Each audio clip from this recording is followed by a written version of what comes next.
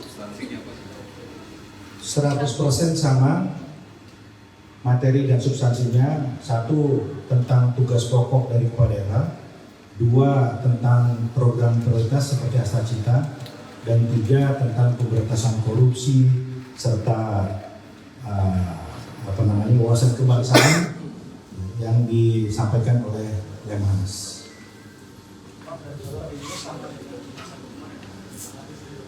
Materinya sama, tapi begini, karena waktu itu kan belum berjalan program prioritas MBG dan lain-lain. Sekarang kan sudah berjalan. Nah, momen ini dimanfaatkan juga untuk sama-sama mengevaluasi. Ya, mungkin sekarang sudah ada feedback dari daerah terkait dengan program prioritas, Kopdes, MBG dan lain-lain. Jadi ini momentum yang sangat baik untuk melakukan dialog, sama-sama mengevaluasi penerapannya di lapangan seperti apa.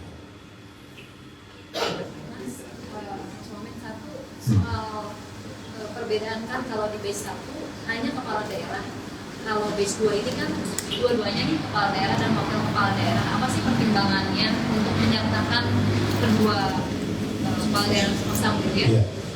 Ketika gelombang pertama sebetulnya idealnya adalah gubernur, wakil, wali kota, bupati, dan wakilnya juga ikut sama-sama. Tetapi tidak memungkinkan secara teknis dari segi tempat, biaya, dan lain-lain.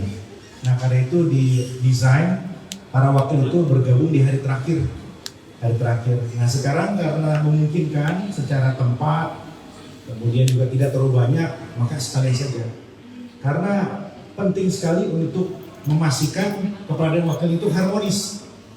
Kita cukup banyak menerima informasi kondisi kepala dan wakilnya, ada yang harmonis, ada yang bisa berjalan cepat, ada yang dilaporkan juga tidak terlalu maksimal gitu ya dalam pengelolaan hubungan. Nah, karena itu salah satu materi yang dikuatkan kembali di sini adalah bagaimana kepala dan wakilnya itu harus tetap seiring-seirama sampai di ujung masa jabatan. Nah, karena itu mereka bersama-sama di gelombang kedua ini.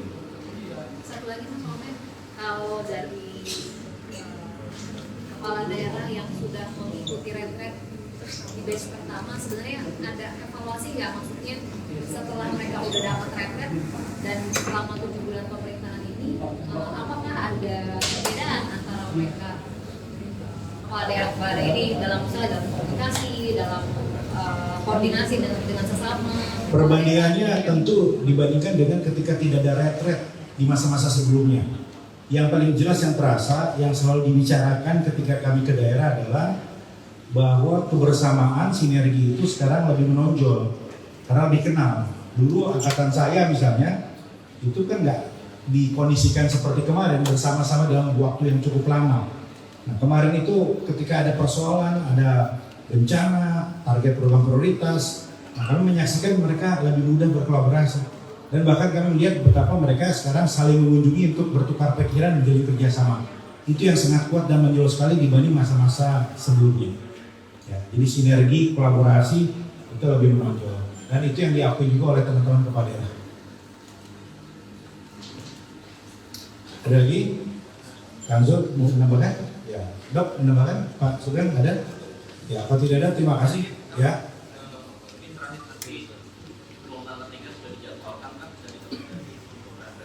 Ya, belum karena masih harus menunggu tuntasnya proses hukum dan tahapan-tahapan PSU. Dan tentunya kami juga nanti akan berkoordinasi dengan Komisi 2 terkait dengan persiapan-persiapannya nanti. Kalau tidak ada, terima kasih. Sampai jumpa. Kami harapkan teman-teman juga bisa membersamai. Nanti Kapuspen Pak Beni sudah mengatur secara teknis seperti apa supaya teman-teman bisa memberitakan secara maksimal. Terima kasih. Wassalamualaikum warahmatullahi wabarakatuh. Waalaikumsalam. Terima kasih Mas. Udah makan? Ya Pak.